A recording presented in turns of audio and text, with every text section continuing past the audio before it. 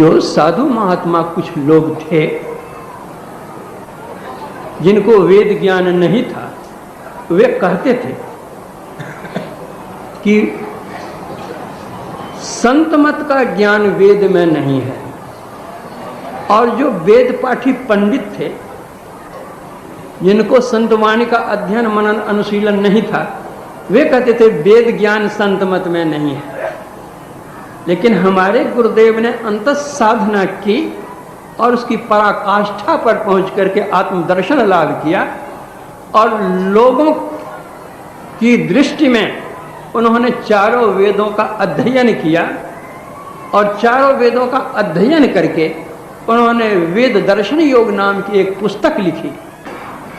आर्य समाज के सुप्रतिष्ठित विद्वान पंडित बिहारी लाल शास्त्री, बरेली के रहने वाले, उन्होंने आर्यमित्र पत्रिका में प्रकाशित किया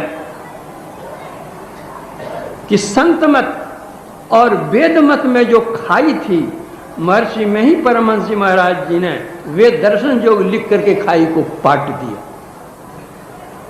बतला दिया उन्होंने कि वेद में क्या है और संतवाणी में क्या है। जिस तरह से काश्मीरी शाल पर हीरे जवाहरात का कसौदा कहा जाए, उसी तरह से वेद दर्शन योग में